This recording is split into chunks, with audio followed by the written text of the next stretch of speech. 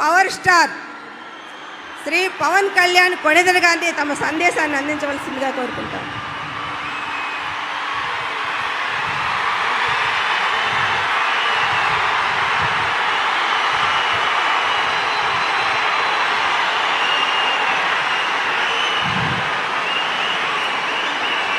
పితృదేవతల ముక్తి కోసం పరితపిస్తూ వారి వారసులు హిమాలయ పర్వత శ్రేణుల్లో ఉన్న గంగోత్రి నుంచి మొదలయ్యే గంగానది దారి కోసం ఎలా ఎదురు చూస్తున్నారో అలా గౌరవ ప్రధానమంత్రి శ్రీ నరేంద్ర మోదీ గారి రాక కోసం అభివృద్ధి లేక అప్పులతో నలిగిపోతున్న ఆంధ్ర ప్రజానికం, దాష్టీకంతో దోపిడీతోటి నలుగుతున్న ఆంధ్ర ప్రజానికం, అవినీతి అప్రజాస్వామిక విధానాలతో కొట్టమిట్టాడుతున్న ఆంధ్ర ప్రజానికానికి ప్రధానమంత్రి, మన ప్రియతమ ప్రధానమంత్రి శ్రీ నరేంద్ర మోదీ గారి రాక, గంగమ్మ తల్లి భూమి మీదకు వచ్చి హిమాలయాల నుంచి భూమి మీదకు వచ్చి ఎలా సేధనిచ్చిందో మన ప్రియతమ గౌరవ ప్రధానమంత్రి శ్రీ మోదీ గారి రాక ఈ ఎన్డీఏ పునర్కలయిక 5 కోట్ల మంది ప్రజలకి ఆనందాన్ని ఇచ్చింది. దేశ ప్రజల ఆశీస్సులతో ముచ్చటగా 3వ ప్రధానమంత్రి అవ్వబోతూ హ్యాట్రిక్ కొట్టబోతున్న శ్రీ మోదీ గారికి ఆంధ్ర రాజ్య ప్రజల తరపు నుంచి, ఎన్డీఏ కూటమిలో భాగస్వామ్యమైన 3 పార్టీలు భారతీయ జనతా పార్టీ, తెలుగుదేశం, జనసేన తరపు నుంచి శ్రీ నరేంద్ర మోదీ గారికి ఘన స్వాగతం పలుకుతూ హృదయపూర్వక నమస్కారాలు తెలియజేస్తున్నాను. 2014లో తిరుపతి బాలాజీ వెంకటేశ్వర స్వామి సాక్షిగా ఈ పొత్తు మొదలైంది.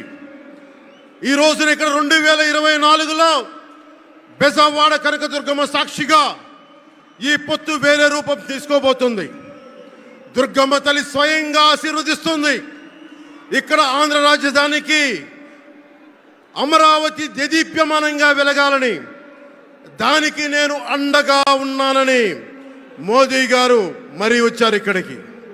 ఒక్కసారి మన కోసం వచ్చిన మోదీ గారికి, మన కష్టాలకు భుజం కాయడానికి వచ్చిన మోదీ గారికి, 5 కోట్ల మంది ప్రజల కోసం నేను ఉన్నానని చెప్పి వచ్చిన మోదీ గారికి ఒక్కసారి బలంగా కరతాళ ధ్వనులతో ఘన స్వాగతం పలుకుదాం.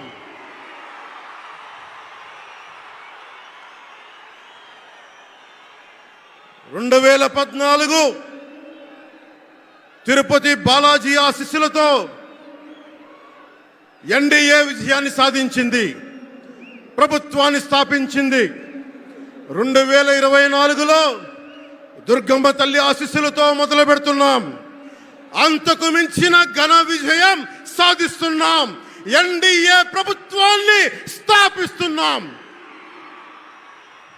బిడ్డలకి అండగా ఉండే దుర్గమ్మ తల్లి అయ్య కంటే ఒక ముద్ద ఎక్కువే పడద్ది. అలాంటి తల్లి ఆశీస్సులతోటి మన ప్రభుత్వాన్ని స్థాపించే దిశగా వెళ్తున్నాం.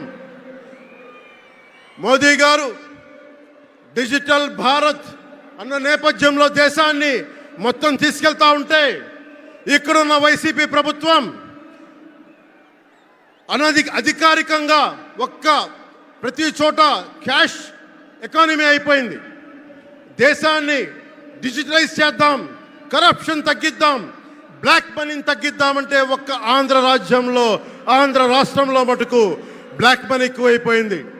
ఉదాహరణకి సారా తీసుకుంటే, ఏరక్ వ్యాపారమే తీసుకుంటే, సంపూర్ణ మద్యపాన నిషేధం అని చెప్పి వచ్చిన వ్యక్తి ఈ రోజున మద్యాన్ని ముఖ్యమంత్రి కాదు, అతను ఒక సారా వ్యాపారి. అతను ఈ రోజున 1,13,580 కోట్ల రూపాయలు 5 సంవత్సరాల్లో అఫీషియల్గా అన్అఫీషియల్గా సేల్స్ అది పెట్టారు. కానీ దాన్ని అండర్ రిపోర్ట్ చేస్తూ 84,050 కోట్ల మటుకు చూపించారని చెప్తా ఉన్నారు. ఈ రోజున కేంద్ర ప్రభుత్వానికి కానీ భారతదేశపు ఎక్స్చెక్కర్ కానీ 10,000 కోట్ల రూపాయల జిఎస్టీ ఎవేషన్ జరిగింది. అలాగే ఇసుక దోపిడీ, జేపీ వెంచర్స్ పేరు మీద ఆ బినామీలు ఎవరో తెలుసు, ఆ 5 మంది पवन जरा पुलिस के लोग उनको नीचे उतारिए, नीचे उतारिए उनको। बिजली के तार हैं, आप क्या कर रहे हैं वहां? Please come down.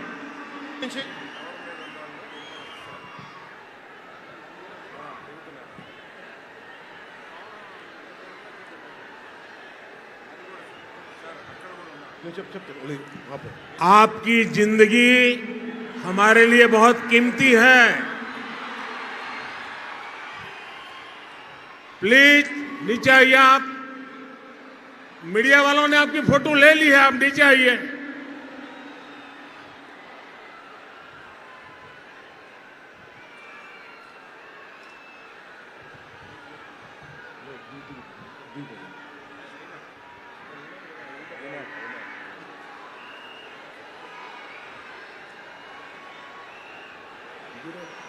आप नीचे आइए मेहरबान।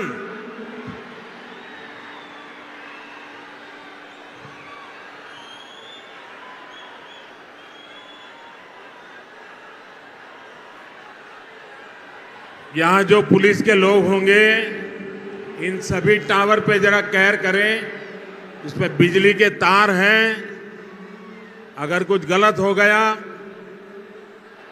तो हमारे लिए बहुत पीड़ादायक होगा।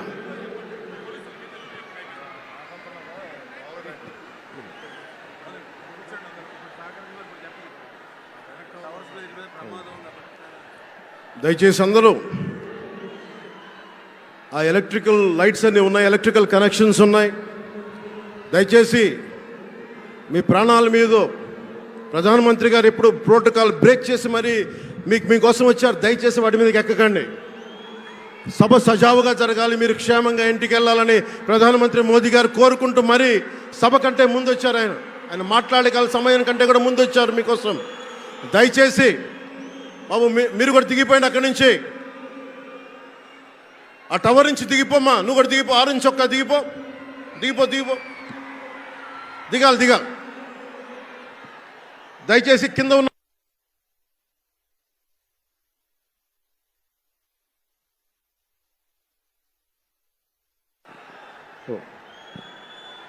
చుట్టుపక్కల ఎవరైనా టవర్స్ మీద ఎక్కుతాను దయచేసి డిస్కరేజ్ చేయండి.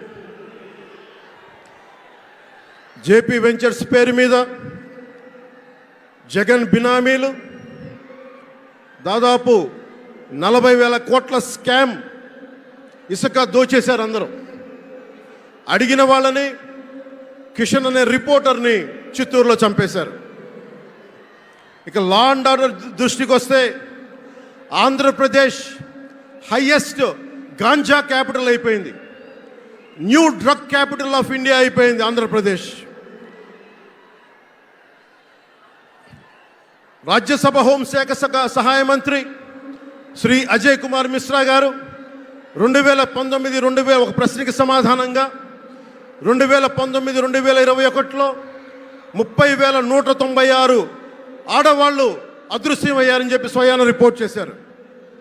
7,918 మంది 18 ఏళ్లలోపు యువతులు, 22,278 మంది 18 ఏళ్ల దాటిన యువతులు.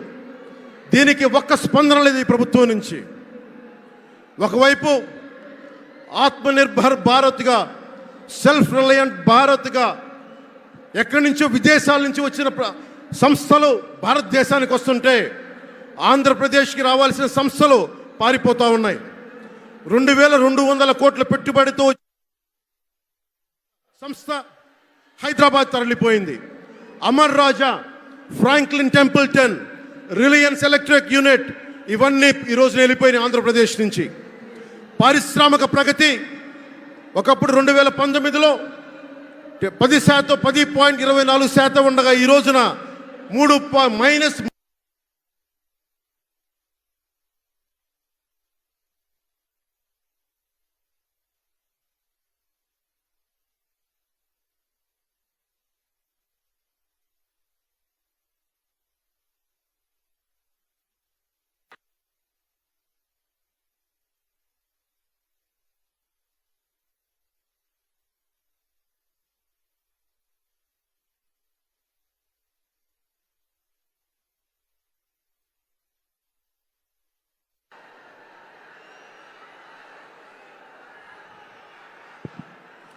మైనస్ 10% ఉండాల్సిన ప్రగతి. దయచేసి మీరు అందరూ మైక్ సెట్ మీద పడకుండా దూరంగా వెళ్ళండి. అందరూ దయచేసి మీ ఉత్సాహం దేశం రాష్ట్రం వైపు చూపించండి, దేశం వైపు చూపించండి. మైక్ సెట్ మీద పడితే మనకి మాట్లాడడానికి ప్రధానమంత్రి గారు విలువైన మెసేజ్ ఇస్తారు. దానికోసం మైక్ మీద పడకుండా, కన్సోల్ మీద పడకుండా దయచేసి అందరూ అక్కడున్న యువకులు అందరూ దయచేసి ఒత్తిడి చేయకుండా వెనక్కి వెళ్ళండి. ఆంధ్రప్రదేశ్ నెగిటివ్ గ్రోత్ పోతా ఉంది. మా మీద తెలుసు వైజాగ్లో ఇన్సిడెంట్లు కానీ ప్రతిపక్ష నాయకుల మీద ఎలాంటి దాడులు చేశారో బీజేపీ కార్యకర్తల్ని పొట్టల్లో కత్తులు గుచ్చి పేగులు బయటికి తీశారు వైసీపీ నాయకులు.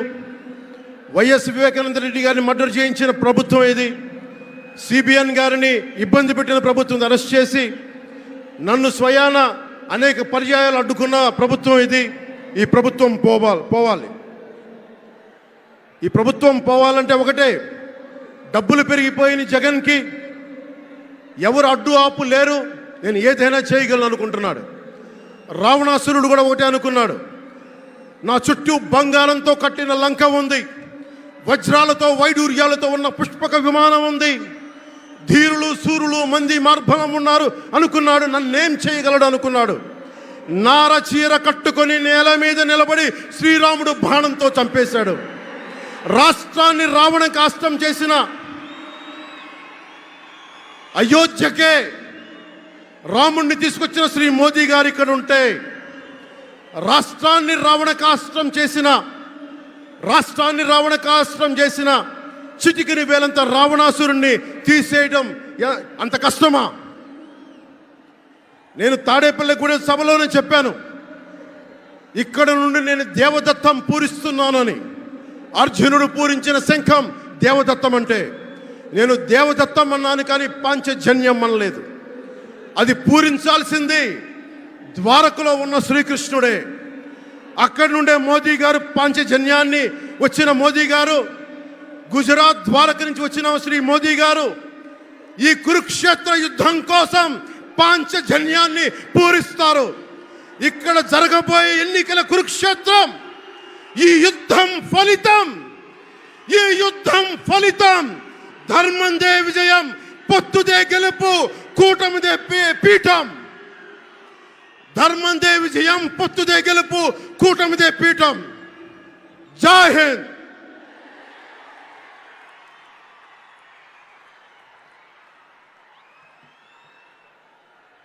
దయచేసి అందరూ కూడా కొంచెం సంయమనం పాటించాలి. మీ